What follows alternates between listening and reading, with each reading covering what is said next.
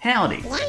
Let's chat smartphones. They've steadily risen to stardom for over 30 years now. For many people, they're a big part of their lives. And over those 30 years, there've been some pretty wild, silly phones. Some phones were bad ideas that just sunk like a brick in the market. And some phones just exploded, which is, not brilliant for marketing. And it is my pleasure to discuss these smartphone disasters with you today. Let's check out the 10 biggest smartphone failures. No faffing about today, let's just begin. For number 10, we have the Samsung Galaxy Note 7, the battery disaster. Imagine this for a moment. You just got a brand new smartphone from the stores. You take it home, unbox it, and use it daily. Then, on one fateful day, your phone literally explodes while charging. That might sound kinda cool to watch, but probably less cool if it's your smartphone.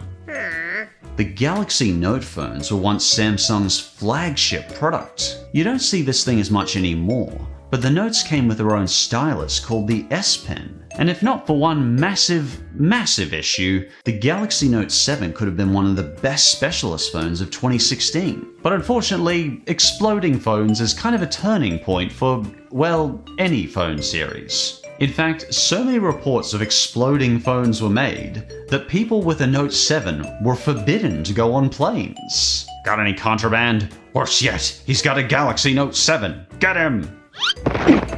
And eventually, Samsung had to recall millions of Note 7s. To this day, this is some of the worst PR Samsung has ever had. The Note 7 did sell well, so many people still remember carrying these combustible boom boxes. Apparently, this entire kaboom was caused by some materials being packed too tightly inside the batteries. This caused the batteries to be very unstable and particularly combustible when charging. So, if someone was charging the Note 7, it could potentially bust into flames. Samsung was just trying to fit too large a battery into too small a space. Even since the recall, there are still some more recent reports of other Samsung phones having some fatal battery issues. I should point out though, Samsung spent years after pointing out the rigorous testing they did to assure this never happened to their batteries again. And battery swelling is not a unique phenomenon to Samsung phones. Other phones can do it too. So even if you have a Samsung phone, try not to stress over the idea of it literally blowing up.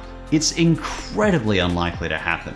And even if you have a Galaxy Note 7, just don't charge it in your lap, For number 9, the Nokia Vertu. A phone for the 0.1%. Why not? There's always going to be those very few people who have a little too much money to spend. Some of those people won't necessarily buy a regular smartphone. They're in the market for a very special smartphone. Companies like Caviar take already expensive smartphones and somehow make them 10 times more expensive. How? By adorning their phones with gold, diamond, and sometimes a piece of the moon for some reason. Apparently, these types of phones are quite popular among those who can actually afford to buy them. And it seems Nokia has tried their hands in the luxury phone business too, under a brand they call Vertu. Vertu built completely custom smartphones. And by golly jeebus, these things are crazy valuable. They are handcrafted with the finest materials. These materials include 18-karat gold, sapphire glass, alligator leather, and more diamonds. Oh gee, I'm sorry, this kind of excess makes me slightly nauseous. The Meta Vertu, for example, is worth 64,000 Australian dollars. Is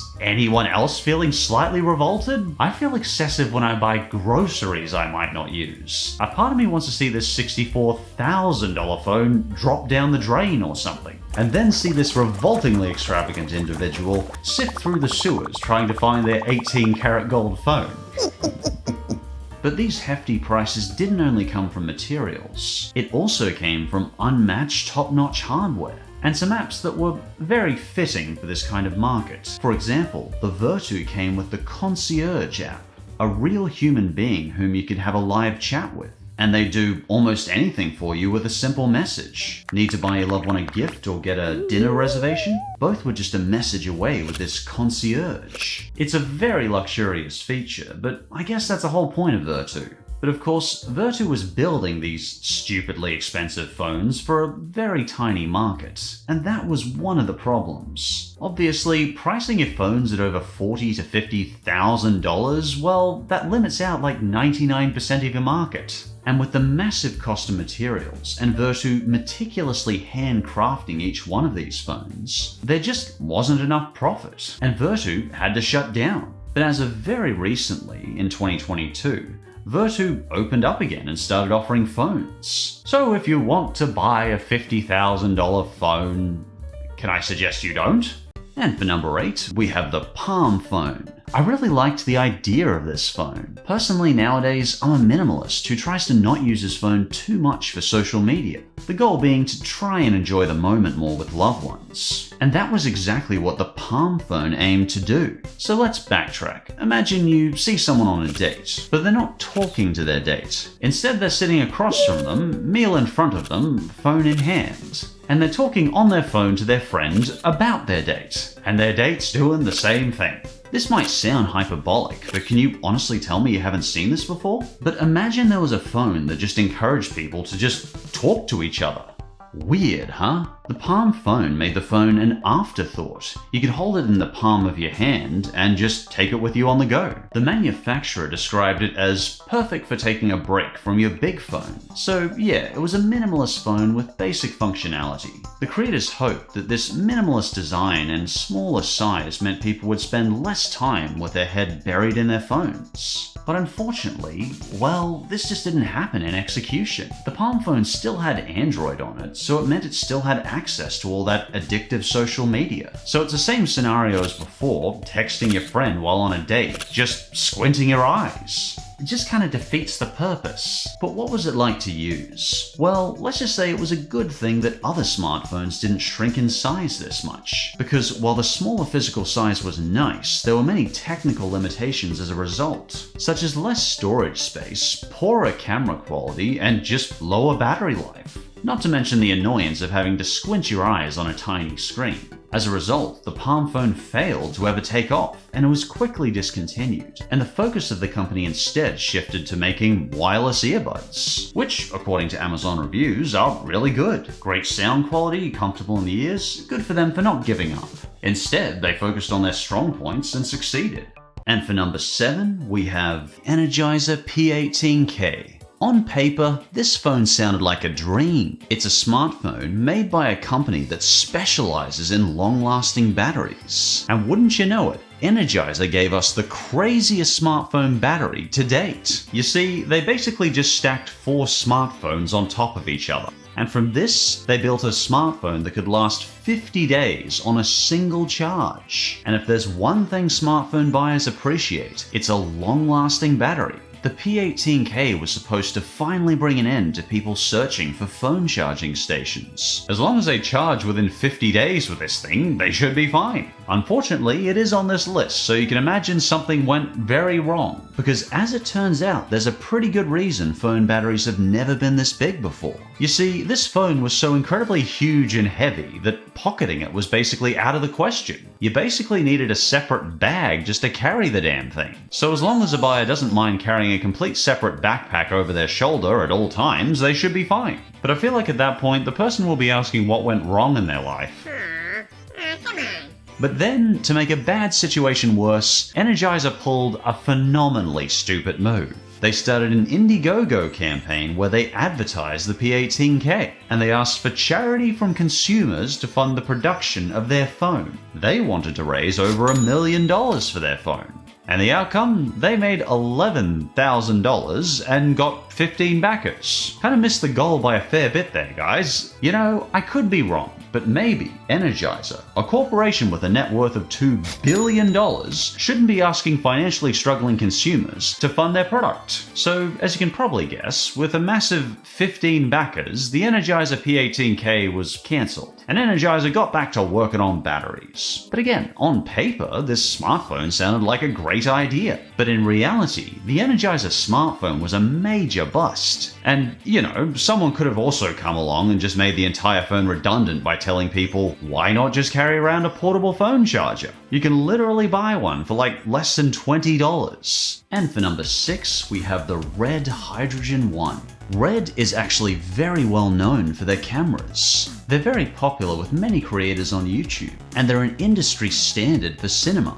If you've ever been to the cinemas, there's a good chance you've watched a movie filmed through Red cameras. So when they announced that they were going to make their own smartphone, a lot of people got very excited. The Red Hydrogen 1 was going to take their first-class camera technology and shrink it down to smartphone size, all on a very futuristic-looking device. With the phone being made of mostly metal with these scalloped ridges on the side that actually helped with grip more than I anticipated. And Red was going all in on this phone. The phone was even going to feature a 3D holographic display. I always appreciate a company being ambitious, but in this case, maybe they should have been a bit more cautious. This was Red's very first attempt at making a smartphone, and thus, well, it had a mountain of software problems. The first problem was sadly the holographic display. While it was a big achievement in technology, it just didn't work out very well in execution. When Michael Fisher took a look at the Hydrogen 1,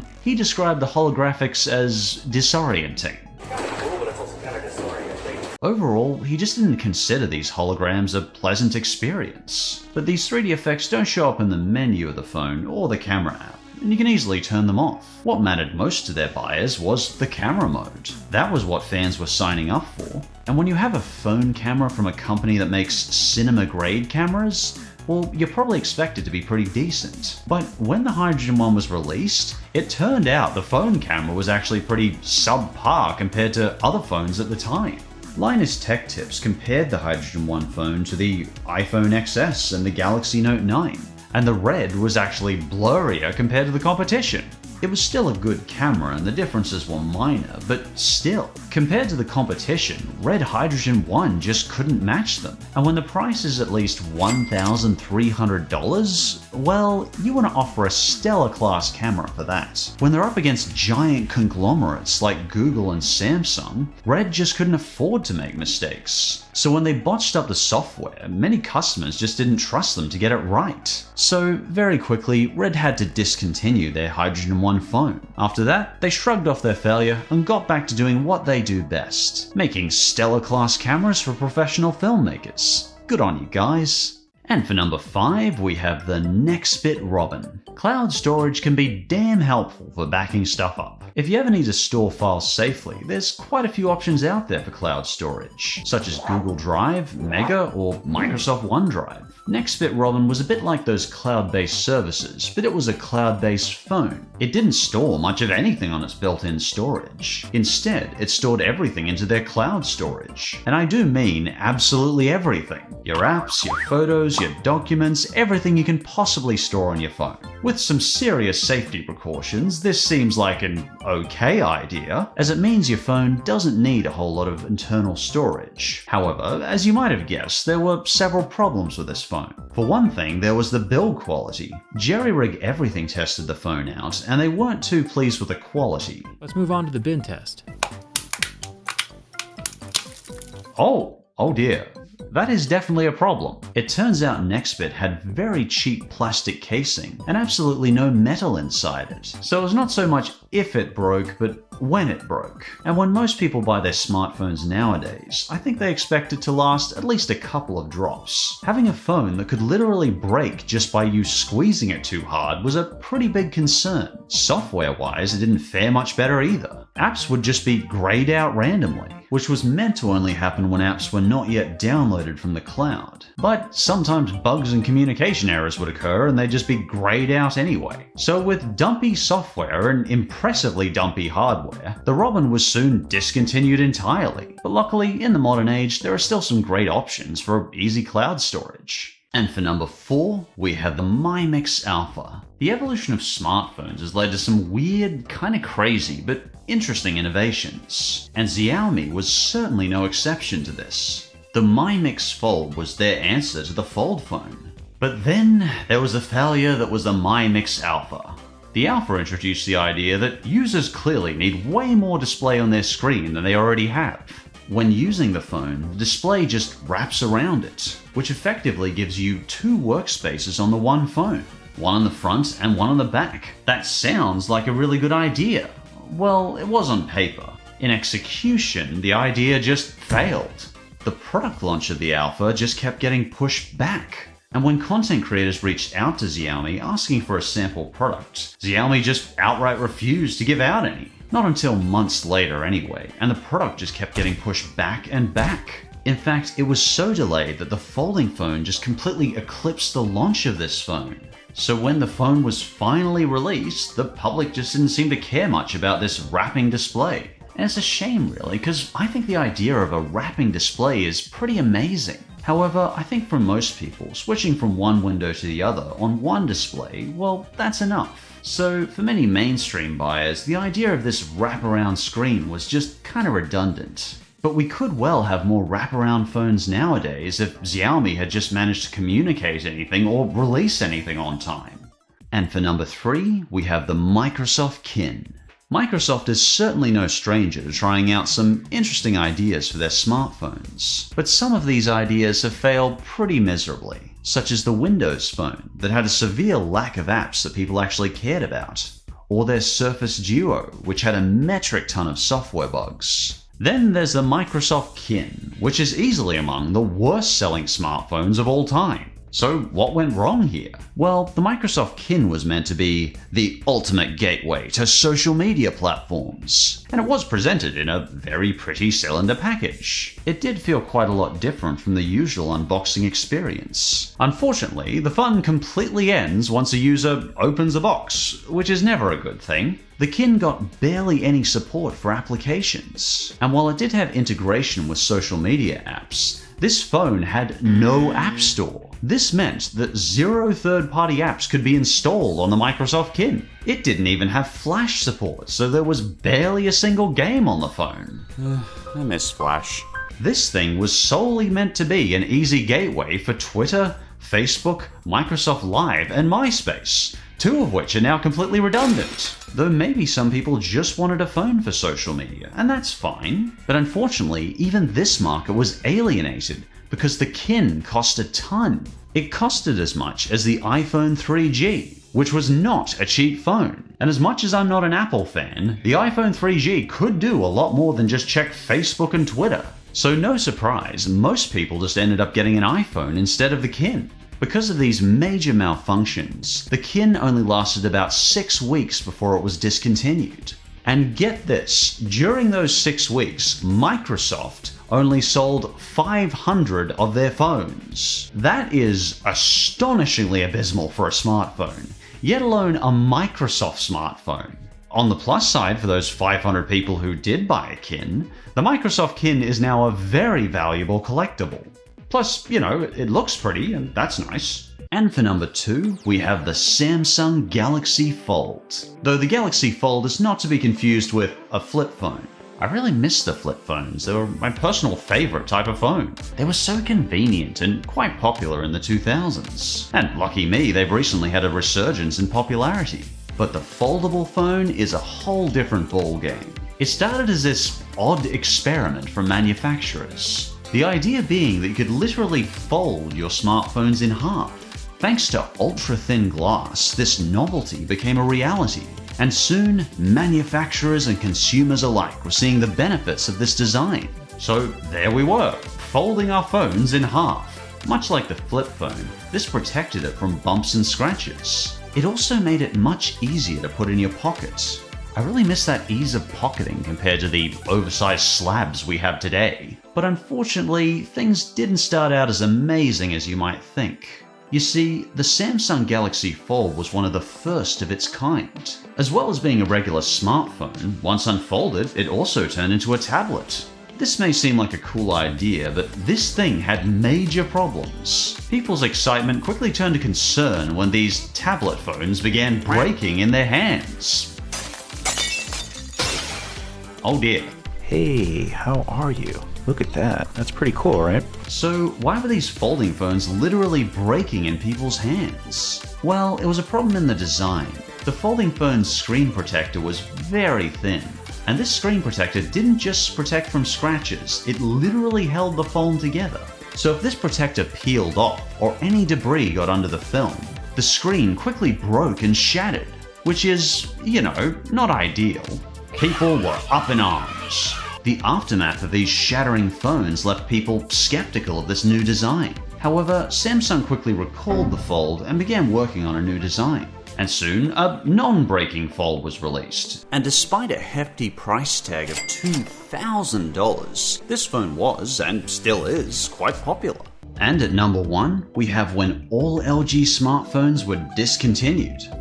20 years of making phones different. I'll miss LG phones. For this failure, we first have to look way back into the early 2000s, where LG were pioneers in smartphones, up until 2021, where they discontinued all of their smartphones. They withdrew entirely from the smartphone market. Back in 2007, LG was just everywhere, with their ever-insistent LG Life's Good slogan. And for an existentially depressed teen in 2007, I can't tell you how annoying this slogan was. I guess life was pretty good for them in 2007, because LG had an annual growth of $2.1 billion. And I guess they just had to remind us how good their lives were. Anyway, my bitterness aside, many people considered the 2000s to be a golden age for LG. It was a time when smartphones were very new, and they could take almost any shape and form. LG came up with some very cool looking designs, such as the very nice looking chocolate phone or the Fusic phone. But alas, iPhone was just beginning its rapid domination of the market. And LG had to make the transition to Android fast. LG phones were losing their appeal because Android phones and iPhones were just taking over the market. You could even call this the true beginning of the modern smartphone era. The era where Android made phones easier for consumers, and iPhone made them trendier and more expensive. iPhone 14 Pro still starts at $999. But LG wanted to buck the trend with smartphones. And, well, you've probably noticed a recurring theme in these smartphone failures. That theme being that many of these smartphones started with ambitious ideas that just ended up missing the mark. And for the longest time, LG had tons of cool ideas. Some of them are still used today, like the ultra-wide camera. The ultra-wide camera that opened up a whole new dimension for mobile photographers. While many other ideas failed, like the dual screen display or the curved display. But then we got perhaps their craziest idea of all, the swiveling phone. Under the name LG Wing, it had two screens on the phone. The main display could be swiveled to reveal another display that could be used in combination with the main display. I'm sure this could be useful to maybe someone out there, but to me anyway, it just seems overwhelming and confusing. Keep an eye on your Uber while you telegram, music while you map, message while you meet. I don't need to keep going, you get it. Many of these novel LG ideas just couldn't keep the public's attention. There were many reasons for this. Apparently, LG's communication was pretty terrible. They just couldn't seem to convince people why they would want to have all these features on their phone. So when their phones would launch, some people would struggle to find a reason to buy them. Even keeping track of when their phones came out was a challenge. On the other hand, Apple was more than happy to let you know 1,000,000 times over when one of their new iPhones would launch, whether you like it or not. LG may have been creative and ambitious with their smartphones, but their communication just kinda stunk. So, as of 2021, LG has completely shut down their smartphone division. But that being said, they left a huge impact on the smartphone market. And I still have some fun memories of LG smartphones to this day. So long, LG Mobile. Thanks for the memories.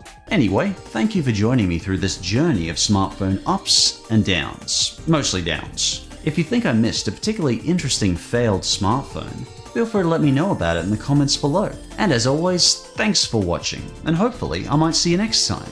Bye bye.